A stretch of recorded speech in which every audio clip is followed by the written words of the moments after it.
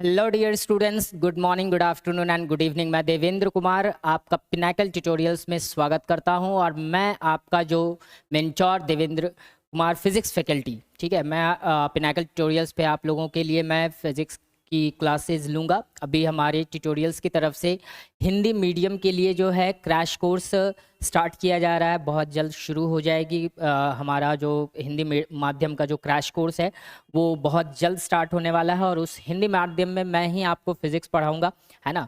Hindi medium के जितने भी फिज़िक्स के लेक्चर्स होंगे वो सारे मेरे द्वारा ही लिए जाएंगे।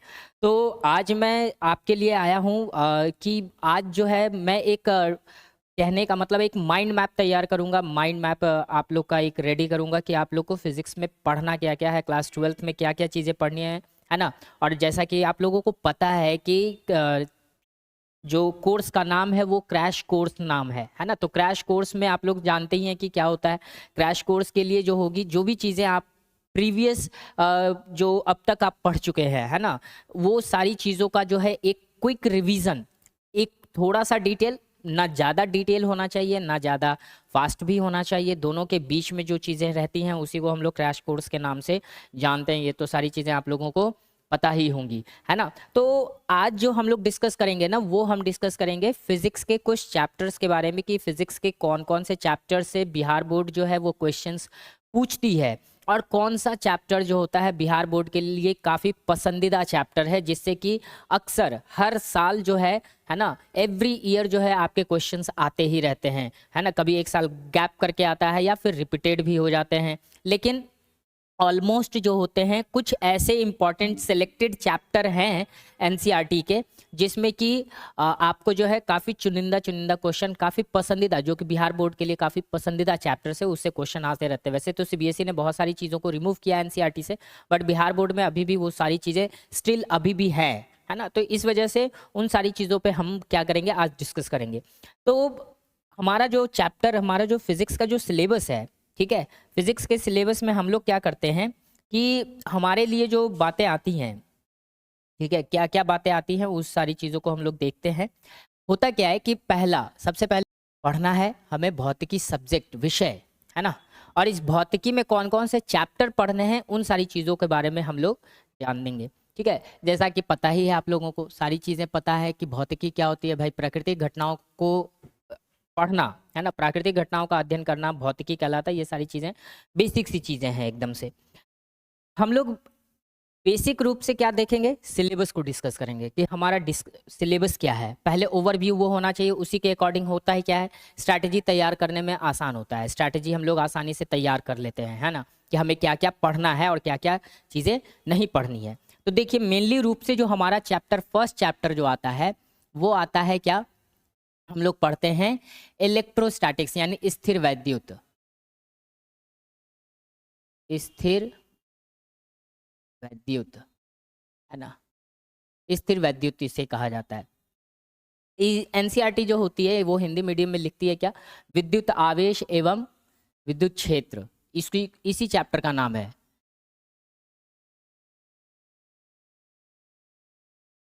इलेक्ट्रिक चार्ज एंड फील्ड्स, है ना। इंग्लिश में नाम होता है विद्युत आवेश एवं क्षेत्र। इस चैप्टर, फर्स्ट चैप्टर का ये नाम होता है ना। उसको हम लोग स्थिर वैद्युत में ही रखते हैं। स्थिर वैद्युत में रखने के पीछे वजह है ना।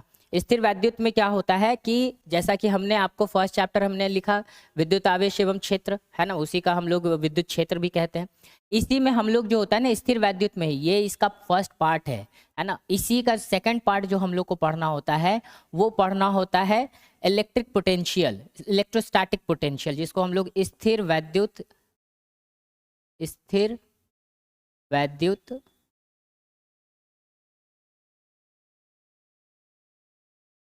विभव, स्थिर वैद्युत विभव एवं संधारित्र, एवं संधारित्र, इसके बारे में हम लोग को डिस्कस करना है ना।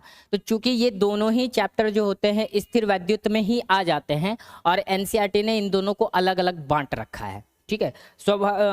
स्वाभाविक है ना, कि बांटना भी चाहिए, क्योंकि दोनों ही थोड़े लंबे लंबे चैप्टर हैं, थोड़े से क्या है स्थिर, जैसे विद्युत आवेश एवं क्षेत्र में जो है आप जो है स्टार्टिंग की चीज़ें पढ़ोगे, जैसे कुलाम्स के नियम को पढ़ोगे। कुलाम्स के नियम के बाद जो होता है ना, हम लोग पढ़ते हैं, हम लोग गॉस के नियम को भी पढ़ते हैं, विद्युत क्षेत्र के बारे में पढ़ते हैं, है कि नहीं यहाँ पे। तो इन सारी चीज़ों के बारे में थोड़ा सा जानना, फिर उसके एप्लीकेशन गॉस सबसे ज़्यादा इंपॉर्टेंट जो होता है, मैं आपको ये भी बताता चलूँगा कि इसमें सबसे ज़्यादा इंपॉर्टेंट कौन कौन सी चीज़ें हैं, और वही वही चीज़ें मैं आप लोगों को बताऊँगा भी, ठीक है। वही वही सारी चीज़ें मैं आपको बताऊंगा ताकि आप लोगों को समझने में आसान हो।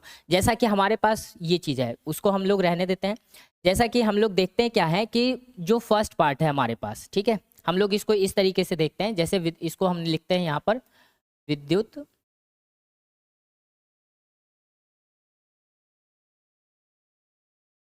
आवेश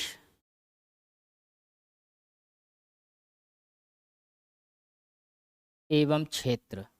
विद्युत आवेश एवं क्षेत्र की जब बात करते हैं तो इसमें हम लोग क्या क्या पढ़ते हैं, उन सारी चीज़ों को मैं आपको बताता हूँ। जैसे कि ठीक है, मैं क्या क्या पढ़ाऊँगा उन सारी चीज़ों को मैं इसमें बता देता हूँ। जैसा कि पहला चीज़ आपको पढ़ना होगा, इसमें मैं एक माइंड मैप तैयार कर देता हूँ आपका, ताकि आपको आसान हो समझने में।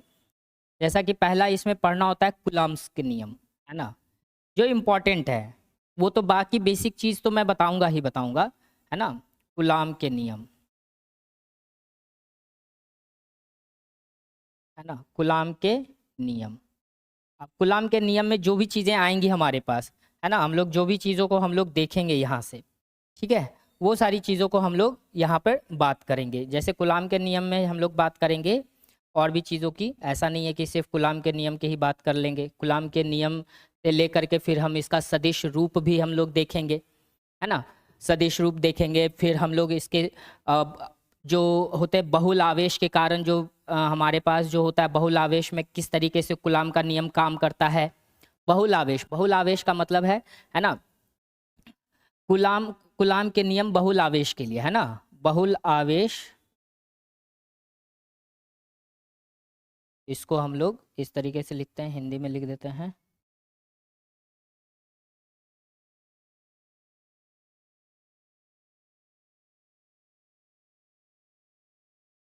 बहुल आवेश के लिए कूलाम का नियम, यही छोटी सी चीज़ है।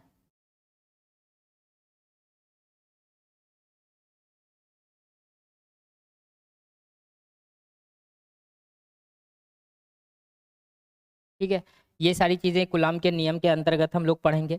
इसके बाद इसी में हम लोग जो है, कूलाम के नियम बहुत छोटा सा टॉपिक है, ज़्यादा इसमें डिटेल में नहीं जाना, बस आसान सा चैप्टर, बहुत आसान सा चैप्टर नहीं कहेंगे हम इसको टॉपिक कहेंगे, है ना। ये सारी चीज़ें हैं हमारे पास।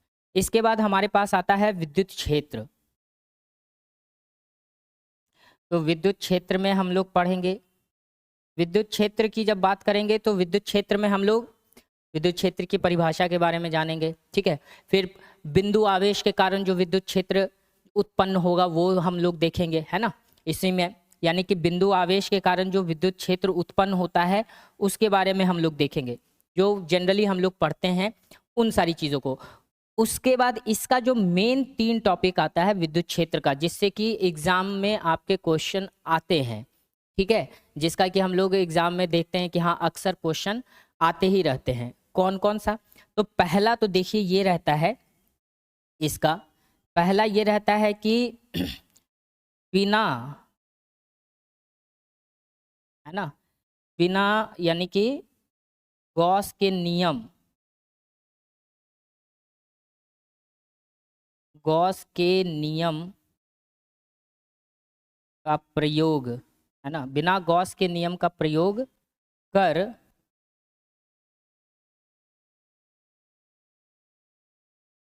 कर अनंत लंबाई वाले, है ना, अनंत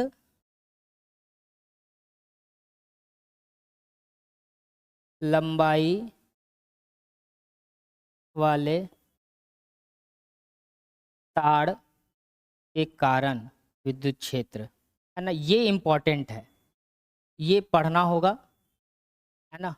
ये हालांकि ये जो है आपको एनसीईआरटी में नहीं है ये, है ना, अगर एनसीईआरटी की बात करें ना, तो एनसीईआरटी में ये सारी चीज़ें नहीं हैं, ठीक है। ये सारी चीज़ें आपको एनसीईआरटी में नहीं मिलेंगी। तो मिलेंगी क्या, है ना, उन सारी चीज़ों को हम लोग देखेंगे, है ना। एनसीईआरटी में ये सारी चीज़ें नहीं है। तो अब क्या होगा हमारे पास, इस सारी चीज़ों को देखने के बाद हमारे पास जो आएंगे, हम पेज और ले लेते हैं, ठीक है। और भी चीज़ों को हम लोग देखेंगे यहाँ से। जैसा कि अभी हम लोग पढ़े क्या विद्युत क्षेत्र में, तो विद्युत क्षेत्र में देखिए हमने लिखा क्या, विद्युत क्षेत्र में हमने लिखा कि बिना गॉस के नियम का प्रयोग कर अनंत लंबाई वाले तार के लिए, तार के कारण विद्युत क्षेत्र निकालना है।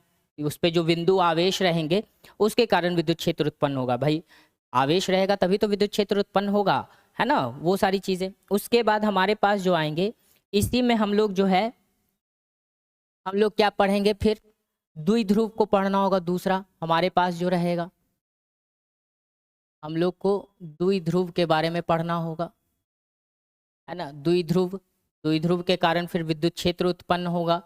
थर्ड में उसी के बारे में, द्विध्रुव के कारण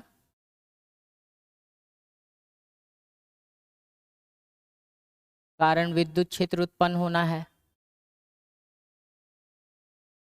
ये सारी चीज़ों को पढ़ना है, छोटे मोटे चीज़ें जो होती हैं, क्योंकि first chapter important chapter, root chapter कहा जाता है, इसलिए इससे क्वेश्चंस ज़्यादा आते हैं। डेरिवेशंस तो खास करके, डेरिवेशंस तो खास करके इससे आ ही जाते हैं, है ना। उसके बाद आपके जो हैं फोर्थ नंबर पे आ जाएंगे गॉस के नियम। मैं देखिए टॉपिक्स तो बहुत सारे पढ़ने हैं, लेकिन कौन कौन से टॉपिक पढ़ने हैं, है ना, और कौन कौन से टॉपिक इम्पॉर्टेंट हैं, उन सारी चीज़ों को हम लोग को पढ़ना है, ठीक है। ये हम आपको बता रहे हैं कि कौन कौन से टॉपिक आप लोग को पढ़ने हैं, ठीक है। बात समझ में आ रही है सबको, जैसे, है ना। गॉस के नियम, और फिर पांचवा जो है इनके अनुप्रयोग, गॉस के नियम के अनुप्रयोग, गॉस के नियम के अनुप्रयोग,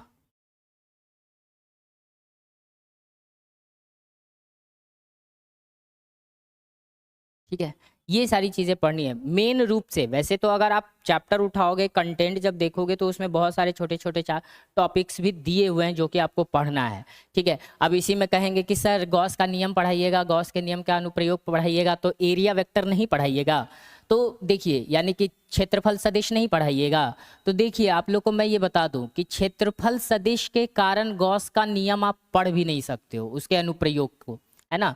क्षेत्रफल सदिश तो आपको पढ़ने ही पड़ेंगे, ना चाहते हुए भी आपको पढ़ने पड़ेंगे, लेकिन उसको एक अलग से बताना कि हाँ ये गॉस का नियम जो पढ़ेंगे, उसके बाद जब गॉस के नियम का अनुप्रयोग पढ़ेंगे, तो गॉस का नियम अगर आप पढ़ रहे हो तो क्षेत्रफल सदिश तो पढ़ना ही पड़ेगा, चाहे आप कुछ भी कर लो, है ना। क्षेत्रफल सदिश कॉमन है, वो पढ़ना पड़ेगा आपको, इसके बिना गॉस के नियम को तो पढ़ना ही व्यर्थ है ना। पढ़ ही नहीं पाएंगे, व्यर्थ क्या है, पढ़ना नहीं है, बस टाइम पास एक हो जाएगा, तो ये तो पढ़ना ही पड़ेगा आपको, क्षेत्रफल सदिश, ठीक है। तो ये आपको एक हमने विद्युत क्षेत्र, यानी कि जो विद्युत आवेश और विद्युत क्षेत्र में कौन कौन से मेनली मेजर टॉपिक्स पढ़ने हैं, वो हमने आपको बता दिए, ठीक है। उसके बाद हमारे पास आती है बात संधारित्र की। इलेक्ट्रोस्टैटिक्स में ही हम लोग की बात हमने की थी, दूसरे चैप्टर की जो हमने बात की थी, उसमें आपका जो था वो था संधारित्र और विभव था, है ना। पहले संधारित्र, पहले विभव था, उसके बाद संधारित्र था, ठीक है। तो विद्युत विभव,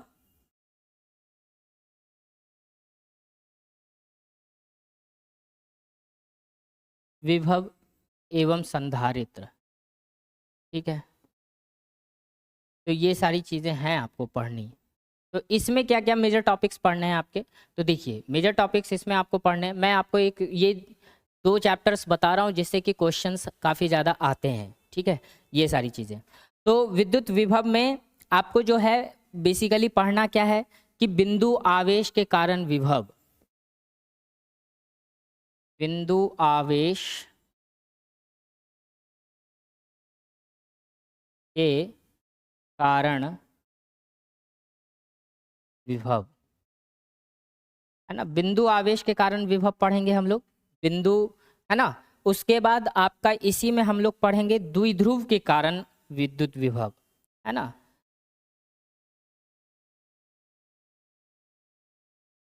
द्विध्रुव द्विध्रुव के कारण विद्युत विभव, द्विध्रुव के कारण पढ़ लेंगे। इसके भी जो होंगे इसको भी 3 पार्ट में बांटेंगे, लेकिन जब हम चैप्टर को जब स्टार्ट करेंगे और इसमें जब हम इस टॉपिक पे जब पहुंचेंगे तब हम इसकी चर्चा भी करेंगे। तो द्विध्रुव के कारण जो है आपका विद्युत विभव पढ़ना होगा, मेजर टॉपिक ये है। और इसके बाद तीसरा मेजर टॉपिक आपका आएगा संधारित्र, है ना। संधारित्र क्या है और इसके अनुप्रयोग।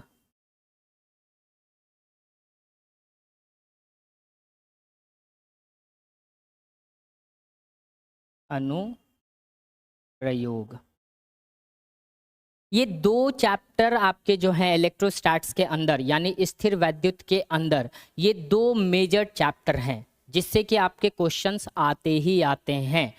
समझो कि आप जो है ना एक तरह से समझ सकते हो कि पूरे बोर्ड एग्जाम का जो लगभग 40% क्वेश्चन होते हैं वो आपके इन्हीं 2 चैप्टर से उठ के चले आते हैं। 40% क्वेश्चन की मैं बात कर रहा हूँ, क्योंकि लॉन्ग आंसर टाइप क्वेश्चंस भी इससे आते हैं। बहुत रेयर केस में होता है जब एक ही क्वेश्चंस बार बार बहुत बार रिपीट जब हो जाते हैं तो फिर वो नए चैप्टर्स की तरफ जाते हैं, ठीक है। लेकिन अक्सर आपके यही रहते हैं आपके। तो अब यहाँ से ये चीज़ें हैं 40% के आसपास की ये। अब हम बात करेंगे इसके बाद वाले चैप्टर्स में। इसके बाद वाला जो चैप्टर होता है वो होता है विद्युत धारा, जो हमारा 3rd चैप्टर होता है, विद्युत धारा।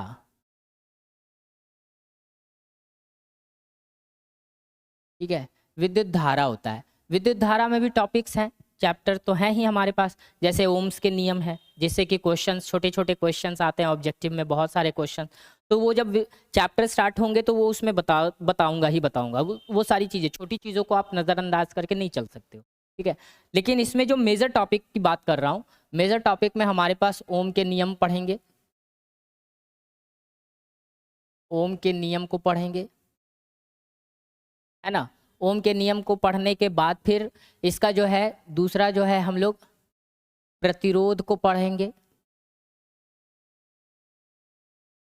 प्रतिरोध क्या है ना, प्रतिरोध एवं इसके संयोजन, है ना, एवं इसके संयोजन, एक ही में लिख देता हूँ सारी चीज़ों को, संयोजन, ठीक है।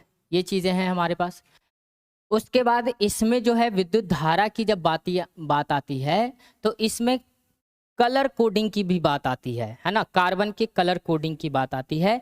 तो इसमें हम लोग colour coding, carbon colour coding की भी बात करेंगे हम लोग, कलर कोडिंग, है ना। रेजिस्टेंस होता है, रेजिस्टर होता है, आप सिंपली इसको, है ना,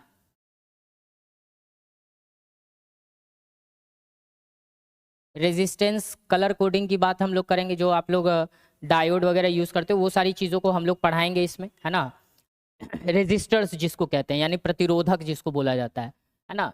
कलर कोडिंग की बात होगी। उसके बाद हमारे पास जो कलर कोडिंग के बाद, है ना, कलर कोडिंग के अलावा जो इसमें पढ़ना होगा वो आपको पढ़ने हैं, हम लोग को क्या करना है, व्हीटस्टोन ब्रिज के बारे में पढ़ना है ना। किरचॉफ का नियम पहले, उससे पहले, है ना, किरचॉफ के नियम, किरचॉफ के नियम के बारे में जानना है, ठीक है। उसके बाद 5वां जो है इसमें व्हीटस्टोन ब्रिज के बारे में जानेंगे,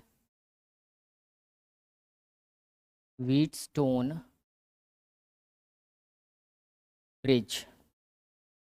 तो व्हीटस्टोन ब्रिज के बारे में भी हम लोग जानेंगे इसमें क्या है। तो मेजर टॉपिक विद्युत धारा के आपके यही हो गए, ठीक है। मेजर टॉपिक में आपको विद्युत धारा इतना हम लोग को आप लोग को पढ़ना होगा 3rd चैप्टर में। 4th चैप्टर की जब हम लोग बात करते हैं, ठीक है, मैं एनसीईआरटी के यूनिट्स की बात कर रहा हूँ। अब उसमें अलग अलग दिए गए हैं, वो एक अलग बात हो जाएगी, ठीक है। मैं मेजर चैप्टर जो एनसीईआरटी में दिए हुए हैं उनकी बात मैं कर रहा हूँ यहाँ पर, ठीक है। ठीक, अब विद्युत धारा के बाद जो हमारे पास जो चैप्टर हैं, जो मेजर टॉप, जो क्रैश कोर्स में जो कि सिलेबस में काफ़ी इम्पोर्टेंट रोल अदा करते हैं, ठीक है, उसमें अब हम लोग एंट्री करेंगे क्या, चुंबकत्व में, है ना। इसमें चुंबकत्व में,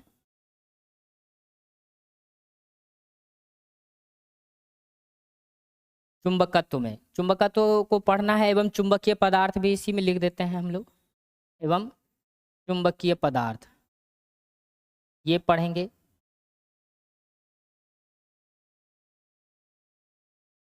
चुंबकीय पदार्थ के बारे में पढ़ेंगे, चुंबकत्व एवं चुंबकीय पदार्थ के बारे में पढ़ना होगा। इसी में और भी छोटे छोटे बहुत सारे टॉपिक्स होंगे, ठीक है।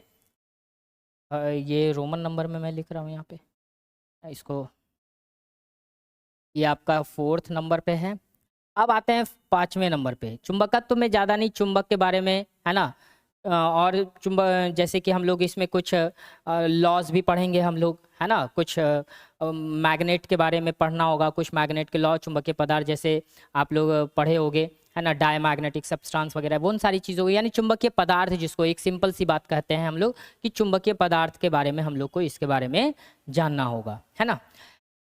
जो टॉपिक्स हमको पढ़ने, और इसमें क्या है कि इसके बाद जो है सारे छोटे छोटे चैप्टर्स हैं, बहुत ज़्यादा टॉपिक्स उसमें है नहीं, बस छोटे छोटे चैप्टर हैं। जो मेन आपको जो चैप्टर्स थे उसमें इन्हीं सारी चीज़ों के बारे में आप लोग को पढ़ना था, जो कि हमने आपको यहीं पे करा दिया, है ना। और सबसे ज़्यादा तो ये विद्युत क्षेत्र वाला पार्ट जो होता है ये ले लेता है, ठीक है। और इसी में जो है क्वेश्चंस आते हैं हमेशा, है ना। और ये मेन इंपॉर्टेंट वाला, इसी में हम लोग रिंग के द्वारा, यानी कि अनंत लंबाई वाले तार के कारण विद्युत क्षेत्र निकालें। इसी में हम लोग फिर जब रिंग बनाएंगे तार का, है ना, तो उसके कारण भी विद्युत क्षेत्र निकालेंगे, है ना। और वो जो होगा बिना गॉस के नियम के होगा। तो ये सारी चीज़ें हम आपको बताया जा रहे हैं, ये सारी, है ना। बाकी छोटी चीज़ें हैं यहाँ पे।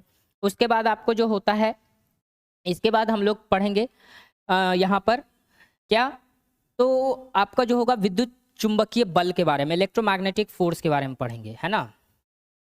विद्युत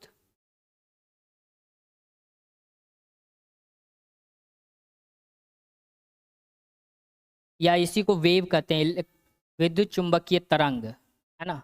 इसके बारे में पढ़ना होगा, विद्युत चुंबकीय तरंग के बारे में। इसमें भी बहुत सारे नियम, फैराडे के नियम, है ना, हम इसमें लगाएंगे, सारी चीज़ों को पढ़ेंगे। फैराडे का नियम, तो फैराडे का नियम क्या होता है, वो सारी चीज़ें, है ना।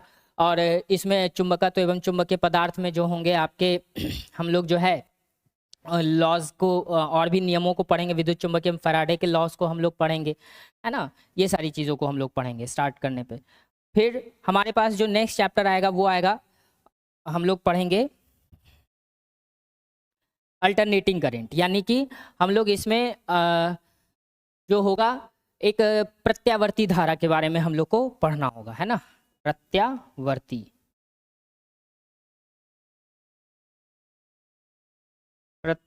धारा, इसका एक अलग ही चैप्टर होता है, अल्टरनेटिंग करंट, है ना। इसी में थोड़ी बहुत जो है हम लोग दिष्ट धारा के बारे में भी जानेंगे, है ना। थोड़ा बहुत हम लोग, बस थोड़ी थोड़ी चीज़ें जानकारी है, बाकी तो प्रत्यावर्ती धारा के बारे में ही जानना है हम लोगों को कि प्रत्यावर्ती धारा होती क्या है। तो प्रत्यावर्ती धारा को जानेंगे डिटेल में।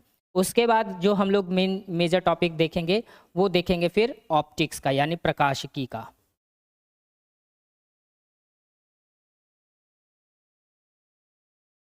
प्रकाशिकी में ही आपको जो है प्रकाशिकी के 2 पार्ट पढ़ने पड़ेंगे, है ना।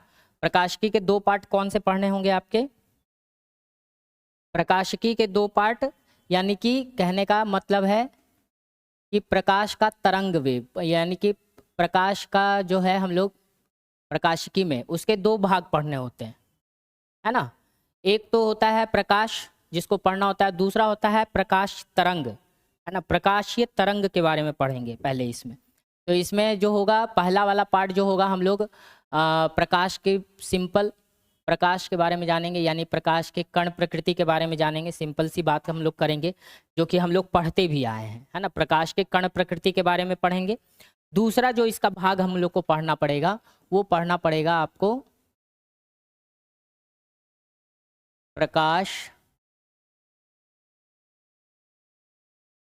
प्रकाशीय तरंग, है ना। प्रकाशीय तरंग लिख लेते हैं, है ना। काहे के लिए उतना लगाएंगे हम लोग, प्रकाशीय तरंग, क्योंकि ज़्यादा लेंदी करने से अच्छा है कि आप उसको, है ना, प्रकाशीय तरंग के बारे में। इसी में हाइगेंस प्रिंसिपल वगैरह सारी चीज़ें, यानी हाइगेंस का सिद्धांत वगैरह जो होता है वो सारी चीज़ें पढ़ेंगे। प्रकाश में, इस प्रकाश में आप सिंपल जो होते हैं जितने परावर्तन के नियम, अपवर्तन के नियम, है ना। आप लोगों ने क्लास 10th में जो भी पढ़ा है वो सारी चीज़ों को पढ़ेंगे थोड़ा सा, है ना। इसके बाद लेंस के बारे में, मिरर के बारे में, दर्पण जिसको कहते हैं, लेंस जिसको कहते हैं, उन सभी के बारे में हम लोग को पढ़ना होगा। अपवर्तक सतह, तो जो भी इसके इंपॉर्टेंट डेरिवेशंस होंगे वो सारे मैं आप लोगों को जब चैप्टर में जब स्टार्ट करूँगा तो हर चैप्टर स्टार्ट करने से पहले मैं आपको उसमें कौन कौन से कंटेंट पढ़ाऊंगा, मैं वो सारी चीज़ें मैं बता दूंगा। आज मैं सिर्फ आपको ये बताते जा रहा हूँ कि फिजिक्स में ओवरऑल आपको कितने यूनिट्स पढ़ने हैं, कितने चैप्टर्स आपको पढ़ने हैं, उन सारी चीज़ों को मैं आपको आप लोगों को यहाँ पे बताता जा रहा हूँ, ठीक है। तो यहाँ पर आपको ये चीज़ों को ध्यान रखना होगा, ठीक है। फिर यहाँ पर जो है हम लोग को थोड़ा सा हम लोग को पढ़ना पड़ेगा क्या, है ना। यानी कि आपका जो है कितना था, 7वां 8वां हम लोग पढ़ेंगे चैप्टर, 8वां चैप्टर हम लोग को पढ़ना होगा। तो प्रकाश विद्युत प्रभाव के बारे में, यानी कि मॉडर्न फिजिक्स के बारे में, तो हम लोग इसके बारे में थोड़ा सा ले लेते हैं, है ना। तो यहाँ पर हम लोग इसको लिख सकते हैं, प्रकाश विद्युत प्रभाव के बारे में पढ़ना होगा, यानी फोटो इलेक्ट्रिक इफेक्ट, ये भी थोड़ा बहुत जानेंगे, ठीक है। वैसे क्वेश्चन तो बहुत कम ही आते हैं लेकिन फिर भी। और लास्ट में हम लोग को पढ़ना होगा इलेक्ट्रॉनिक्स, है ना। लास्ट में हम लोग को पढ़ना है इलेक्ट्रॉनिक्स, यानी विद्युतीय उपकरण कह सकते हैं, है ना। इलेक्ट्रॉनिक्स, इसको सिंपल हिंदी में विद्युतीय उपकरण कहा जाता है।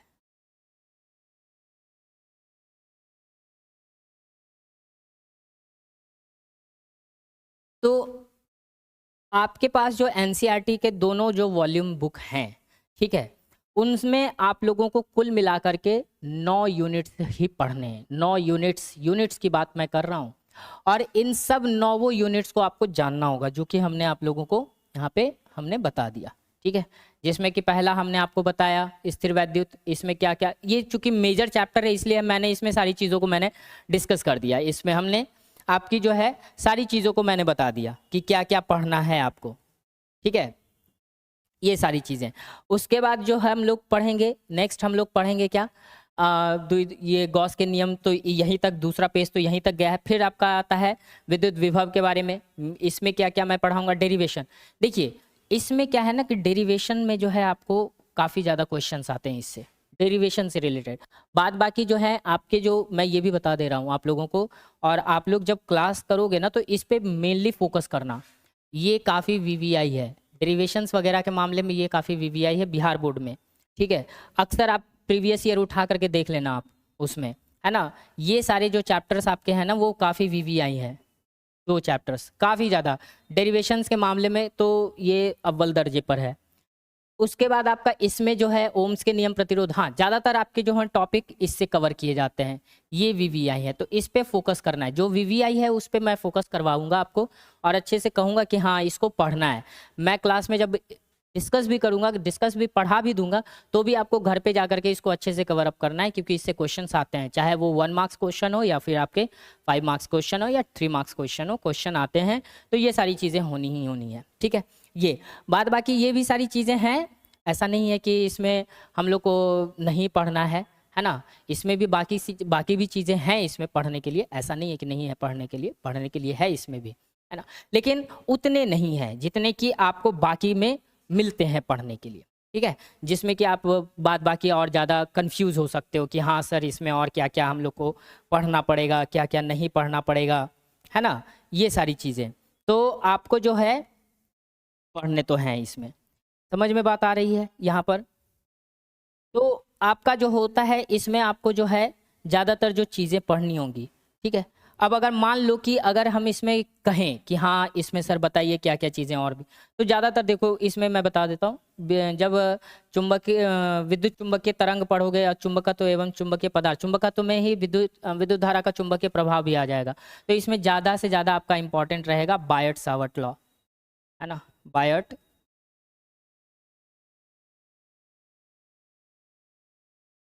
बायोट बायोट सावर्ट लॉ, है ना।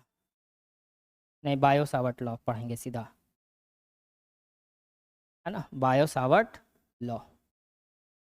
के नियम पढ़े ना, लॉ क्या है हिंदी में सर? नियम। अब थोड़ी बहुत इंग्लिश भी आ जाती है तो उससे कंफ्यूज होने की ज़रूरत नहीं है ना? तो बायो-सावर्ट के नियम को पढ़ने हैं इसमें, है ना? तो एक इम्पॉर्टेंट पार्ट यही लगता है, वो भी आपके 3 मार्क्स में ही आते हैं क्योंकि इसके डेरिवेशंस भी काफ़ी छोटे होते हैं, है ना? तो ये सारी चीज़ें आप लोग को जाननी होंगी इसमें। बाकी विद्युत चुम्बकीय तरंग में फैराडे के नियम का सिर्फ प्रयोग है, उसका सिर्फ क्वालिटेटिव वैल्यू, है ना? क्वांटिटेटिव वैल्यू पढ़ना है। क्वांटिटेटिव कहने का मतलब कि सिर्फ उसका परिमाण जानना है, ऊपर-ऊपर जानना है, डिटेल में नहीं जानना है। ठीक है, ये सारी चीज़ें। प्रत्यावर्ती धारा के बारे में भी इसके क्वांटिटिव वैल्यू को जानना है। क्वांटिटिव वैल्यू कहने का मतलब है क्या, कि आपको इसका सिर्फ परिमाण चाहिए, है ना? परिमाणिक रूप से इसका सिर्फ मान जानना है ना? कि प्रत्यावर्ती धारा होता क्या है, प्रत्यावर्ती कर, है ना? विभव क्या होते हैं, उन सारे के आरएमएस वैल्यू क्या होता है ना? रूट मीन स्क्वायर जिसको कहते हैं, वो सारी चीज़ें। प्रकाशिकी, है ना? तो प्रकाशिकी में क्या क्या है, इससे क्वेश्चन आते हैं, लेकिन आपके ऑब्जेक्टिव ज़्यादा इससे बनते हैं, है ना? ऑब्जेक्टिव या 1 मार्क्स 2 मार्क्स के क्वेश्चन ज़्यादा बनते हैं, तो वो जब मैं चैप्टर पढ़ाऊंगा तो उसमें मैं आपको सारी चीज़ें मेंशन कर दूंगा। प्रकाशिकी में मैंने आप लोगों को बता ही दिया कि प्रकाशिकी में आप लोगों को पढ़ना क्या क्या है। प्रकाश और प्रकाशीय तरंग के बारे में पढ़ना है ना? ये सारी चीज़ें। तो इसमें थोड़ा सा इंपॉर्टेंट है, खास करके ये वाला पोर्शन, ये वीवीआई है क्योंकि इसमें डेरिवेशंस उठते हैं। ये वाले भी हैं लेकिन अपवर्तन वगैरह में ये भी इंपॉर्टेंट है ना? तो ये जब मैं पढ़ाऊंगा चैप्टर तो उसमें कौन कौन से इंपॉर्टेंट डेरिवेशन हैं, कौन कौन से इंपॉर्टेंट आपके लिए काफ़ी इंपॉर्टेंट, सिर्फ इंपॉर्टेंट नहीं काफ़ी ज़्यादा इंपॉर्टेंट है, वो मैं इसमें अंडरलाइन करता चला जाऊंगा। आप लोग को बस करना क्या है, एक नोट्स बनाना है, नोट्स बना करके उसमें सारी चीज़ों को मेंशन कर देना है, वो सारी चीज़ें पढ़नी है। ठीक है, फिर है प्रकाश विद्युत प्रभाव। इससे उतना ज़्यादा क्वेश्चन, फोटो इलेक्ट्रिक इफेक्ट है, आइंस्टीन के लॉज के बारे में थोड़ा बहुत जानना है, E=mc² वगैरह को लेकर के, है ना? उन सारी चीज़ों को पढ़ना है। फिर इलेक्ट्रॉनिक्स, हाँ ये इंपॉर्टेंट है, इसमें आपको गेट वगैरह पढ़ने होंगे थोड़े थोड़े, है ना? नॉर गेट, AND गेट, है ना? NAND गेट, ये सारी चीज़ों को पढ़ना है, तो ये सारी चीज़ें मैं आपको बता दूंगा। समझ में बात आ गई आप लोगों को?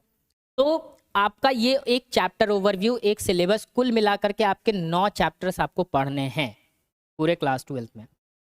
ठीक है, और उसके अंदर की बात की तो बात ही छोड़ दीजिए। ठीक है, अब आते हैं अपने मकसद पे। हमारा मकसद क्या है? तो हमारा मकसद है कि आप लोगों का अच्छा से अच्छा, कम समय में अच्छे से अच्छे सिलेबस को इतना अच्छे से कवर कर देना कि आप लोगों का जो बोर्ड एग्जाम है वो बहुत अच्छे से क्लियर हो जाए, उसमें से क्वेश्चंस आ जाए, है ना? और इतनी तो गारंटी मैं ज़रूर दूंगा, और अपने ट्यूटोरियल्स की तरफ से, पिनाकल ट्यूटोरियल्स की तरफ से, कि जो भी चीज़ें आपको यहाँ पे दी जाएंगी, जो भी एक्सपर्ट फैकल्टी के द्वारा आपको दी जाएंगी, वो सारी चीज़ें आपको 100% बोर्ड एग्जाम में यहीं के नोट्स से आएंगे, वो मैं आपको गारंटी के साथ बोलता हूँ, है ना? मेरा खुद का अनुभव है, मैं खुद बताता हूँ आप लोगों को। चलिए, तो थोड़ी बहुत जानकारी जो है इसमें हम लोग देख लेते हैं, है ना? थोड़ा सा जब आज आए हैं तो कुछ चैप्टर्स, चलिए ठीक है सर, चैप्टर्स के बारे में तो आपने बता दिया कि कुल मिलाकर के 9 चैप्टर्स आपको पढ़ने हैं। ठीक है, सारे। अब टॉपिक्स की बात मैं नहीं कर रहा हूँ, अगर टॉपिक्स अगर काउंट करते जाइएगा तो उसमें तो बहुत सारे चैप्टर्स आ जाएंगे, है ना? लगभग 16-17 चैप्टर्स बन जाएंगे उसमें। लेकिन जो मेन जो आपके चैप्टर हैं, जो जिसके अंदर ये सारे टॉपिक्स कवर कर दिए जाते हैं, वो सारी चीज़ों को मैं बता दूँ। जैसे कि मैंने आपको क्या किया, चुंबकत्व एवं चुंबकीय पदार्थ के बारे में, तो बहुत सारे बुक्स जो होते हैं उसको अलग अलग चैप्टर्स में बांटे हुए हैं, हमने उसको एक ही में कर दिया, तो वहाँ पे एक चैप्टर ऐसे ही घट गया यहाँ पे, है कि नहीं बात यहाँ पे? उसके बाद प्रकाश में ही आ जाइए तो 2 चैप्टर्स वहाँ भी बन जाते हैं, ऑप्टिक्स में, प्रकाशिकी में, तो 2 चैप्टर मैंने वहाँ भी हटा दिया कि भाई वो 2 चैप्टर्स आपको प्रकाशिकी में ही पढ़ने हैं, है ना? वो सारी चीज़ें मैंने पढ़ा दी। विद्युत क्षेत्र, है ना, यानी कि स्थिर वैद्युत के बारे में अगर पहले बारे में बात करें तो वहाँ भी 2 चैप्टर मैंने आपको हटाया, 2 चैप्टर मैंने एक ही में कंबाइन कर दिया, यानी इलेक्ट्रोस्टैटिक स्थिर वैद्युत में, उसी में हम जो है उसको पढ़ेंगे, यानी कि विद्युत आवेश के बारे में भी पढ़ेंगे और उसके विभव के बारे में, क्षेत्र के बारे में भी और विभव के बारे में भी सब, यानी कि उसमें कुल मिलाकर के अगर कर दिया जाए तो 4 चैप्टर हो गए। कौन कौन? पहला तो हो गया चार्ज, आवेश, ठीक है, दूसरा क्षेत्र, है ना, विद्युत क्षेत्र जिसकी बात करेंगे, तीसरा हमारे पास विभव के बारे में बात आ गई, और चौथा हमारा संधारित्र। तो इन चारों को मिला करके हमने एक चैप्टर बनाया है, इलेक्ट्रोस्टैटिक स्थिर वैद्युत, तो उसी में सारी चीज़ों को हम लोग कवर अप करते जाएंगे। तो जब मैं जिस चैप्टर को मैं पढ़ाऊंगा उसको मैं आपको हेडलाइन आपको देता चला जाऊंगा, आप लोग करते चले जाओगे।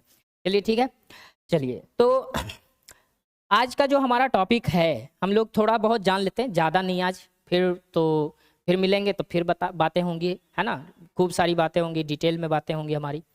तो आज का जो हमने जो चैप्टर पहला लिखा इसके बारे में, यानी स्थिर वैद्युत, है ना, स्थिर वैद्युत, ये ठीक है। आखिर स्थिर वैद्युत ही नाम क्यों पड़ा? ठीक है, स्थिर वैद्युत की बातें जब हम करते हैं तो स्थिर वैद्युत की बातें क्यों करते हैं? ठीक है, देखिए, तो बात असल में ये है ना कि स्थिर वैद्युत की बात ये हुई क्योंकि हम जानते हैं कि जो भी आपके कुचालक पदार्थ होते हैं, है ना, कुचालक पदार्थ, जो भी हम बात करते हैं कुचालक पदार्थ की, जो कुचालक पदार्थ हमारे पास होते हैं, ठीक है, या फिर कभी कभी हमारे पास जो होते हैं सुचालक पदार्थ भी होते हैं, तो सुचालक पदार्थ की बात अभी मैं नहीं करूँगा, मैं भी सिर्फ और सिर्फ कुचालक पदार्थ की बात करूँगा।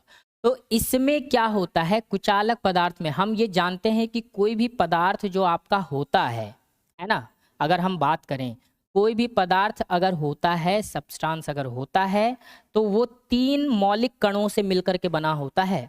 और ये सबको पता है कि 3 मौलिक कण क्या क्या हैं, आपके इलेक्ट्रॉन, दूसरा हमारा है प्रोटॉन, और तीसरा हमारा है न्यूट्रॉन। ये 3 मौलिक कण होते हैं जिसमें कि हीरो की भूमिका में आपका रहता है इलेक्ट्रॉन। कौन रहता है? इलेक्ट्रॉन। यही सब चीजों का जड़ है। इलेक्ट्रॉन जो है यही सब चीजों का जड़ है। क्यों? क्योंकि ये सभी पदार्थों में जो होता है ना, अपने मुक्त अवस्था में रहता है, सभी पदार्थों में मुक्त अवस्था में। अब यहाँ पे मैं बात ये आप लोग को बता दूं, मुक्त अवस्था कहने का मतलब ये नहीं है कि चार्ज जो है यानी आवेश जो है अपने आप कहीं से कहीं चला जाए, है ना।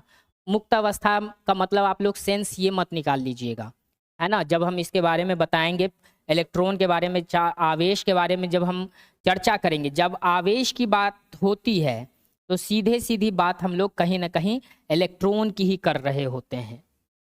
जब हम लोग आवेश की बात कर रहे होते हैं, कहीं भी बात कर रहे होते हैं, तो हम सीधे सीधी हम लोग किसकी बात कर रहे होते हैं? इलेक्ट्रॉन की बात कर रहे होते हैं। ठीक है, तो ये सारी चीज, तो ये जो इलेक्ट्रॉन है ना, ये किसी भी पदार्थ में जो है मुक्त स्थिति में रहता है, मुक्त अवस्था की स्थिति में रहता है।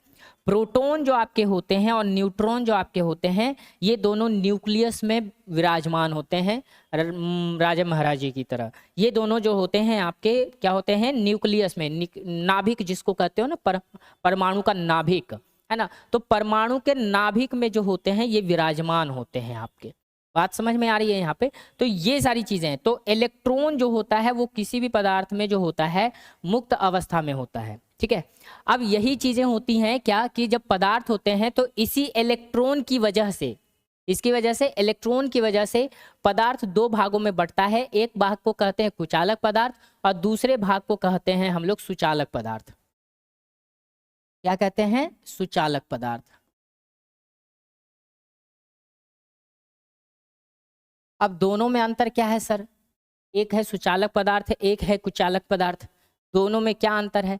तो दोनों में अंतर है यही कि आपके जो कुचालक पदार्थ होते हैं, है ना, इसमें जो होता है ना, इलेक्ट्रॉन्स की जो संख्या होती है और इसमें जो इलेक्ट्रॉन्स की संख्या होती है। ऐसा क्यों होता है कि भाई कभी आप देखते होंगे कुचालक पदार्थ किसको कहते हैं? कुचालक पदार्थ आप लोग सिंपल कहते हो जिसमें कि हम लोग आवेश को प्रवाहित नहीं कर सकते, है ना, आवेश प्रवाहित नहीं हो सकता, है ना। तो हम लोग उससे कुचालक पदार्थ कहते हैं। सुचालक में क्या होता है? जिसमें आवेश आसानी से प्रवाह हो जाता है। ठीक है, बहुत सारे रीजन है। कुचालक में क्या होता है कि इसके जो अंतराण्विक कणों के बीच का जो स्थान होता है ना, वो बहुत ज्यादा होता है एक दूसरे, और इलेक्ट्रॉन यानी जो आवेश है वो जंप नहीं कर सकता, यानी उछल नहीं सकता है।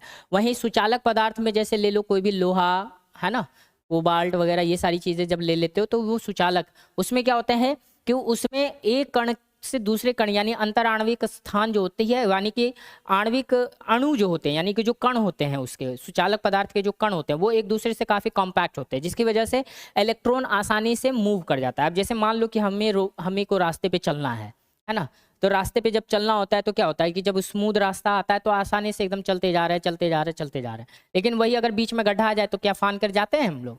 नहीं जाते, डर लगता है कि कहीं गिर ना जाए। तो इलेक्ट्रॉन के साथ भी कुछ ऐसा ही डर रहता है कि कहाँ क्या हो ना जाए। तो कुचालक के एक सीधे तौर पे मैं आपको ये बता देता हूँ कि इसके बीच अंतराण्विक स्थानों की स्थान जो होते हैं वो काफ़ी ज़्यादा होते हैं सुचालक पदार्थ के अपेक्षा, जिसकी वजह से ये कुचालक। तो कुचालक में ही सर हम लोग स्थिर वैद्युत, यानी कि इसके बारे में क्यों आपने बोला कि स्थिर वैद्युत जो होता है कुचालक, तो देखिए एक तरह से हम ये कह सकते हैं कि जो कुचालक पदार्थ के जो इलेक्ट्रॉन होते हैं वो मुक्त अवस्था में तो हैं बट स्थिर की स्थिति में है, यानी कि उनकी अवस्था दोनों ही अवस्था है, यानी मुक्त अवस्था में भी है बट स्थिर अवस्था में, लेकिन स्थिर की अवस्था में है। वो क्या कर सकते हैं, मैंने अभी बोला ना, जंप नहीं कर सकते, उछल नहीं सकते, है ना। उनको जो है एक जगह से दूसरे जगह ले जाने में, है ना, एक जगह से दूसरे जगह ले जाने के लिए हमें उस पर किसी तरह का बाह्य बल को आरोपित करना पड़ता है। चाहे वो बाह्य बल आप किसी भी तरीके से आरोपित करो, लेकिन आपको करना पड़ेगा, है ना। ये सारी चीजें होती हैं तो जाकर के हम लोग क्या करते हैं, इसके बारे में हम लोग पढ़ पाते हैं, हम लोग देख पाते हैं इसके कुचालक पदार्थ। भाई हम लोग सुचालक पदार्थ क्लास 10 से ही पढ़ते आए हैं, है ना, कि हाँ एक सुचालक पदार्थ है, उसको बैटरी से कनेक्ट कर दो, उसमें इलेक्ट्रॉन दौड़ेगा और दूसरी तरफ से उसके अपोजिट डायरेक्शन से क्या होगा, विद्युत धारा दौड़ेगी, है ना, ये सारी चीजें।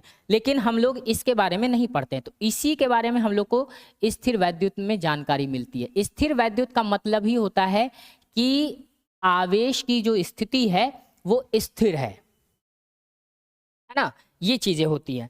तो आवेश की स्थिति जब स्थिर होगी तो हम लोग उसको स्थिर वैद्युत कहते हैं। समझ में बात आ गई। और आवेश जो होता है वो क्या होता है, आवेश जो आपका होता है ना वो किसी भी पदार्थ का एक गुण होता है ना। आवेश जो होता है, आवेश की अगर हम बात करें, आवेश की जब हम बात करते हैं तो यह पदार्थ का गुण होता है ना, पदार्थ का क्या होता है, गुण होता है, ठीक है।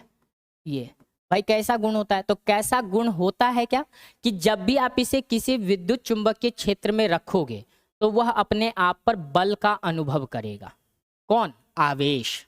जैसे कि देखो कंघी वगैरह जब बालों में हम लोग करते हैं, कंघी वगैरह करते हैं, तो क्या होता है कि हमारे बालों से मिलियन ट्रिलियन ऑफ इलेक्ट्रॉन्स जो होते हैं झड़ करके क्या होते हैं, कंघी पर चले आते हैं, जिसकी वजह से जब उसको पेपर के पास ले जाओगे तो देखोगे वो चिपकता है ना। क्यों, क्योंकि कंघी पर जो है चार्ज यानी आवेश जो है आ चुका है, कहाँ से, हमारे बालों से उड़ करके, ठीक है। तो यह पदार्थ का गुण होता है, सिंपल अभी ये जानना है कि यह पदार्थ का गुण होता है। कैसा गुण, तो ऐसा गुण कि जब आप इस आवेश को किसी विद्युत चुंबकीय क्षेत्र में रखोगे तो यह अपने आप पर एक बल का अनुभव करेगा। समझ में बात आ गई। चलिए, तो जब इतनी बातें हो गई तो आज के लिए हम बस इतना ही रहने देते हैं। हम लोग इसके बाद फिर जब नेक्स्ट क्लास में मिलेंगे तो और भी डिटेल में मज़ेदार बातें और भी आवेश के बारे में जानने को मिलेंगी, छोटी छोटी मगर मोटी बातें मिलेंगी मिलने को, ठीक है। तब तक के लिए आप लोग अपना ध्यान रखिए, अपना ख्याल रखिए। Thank you so much.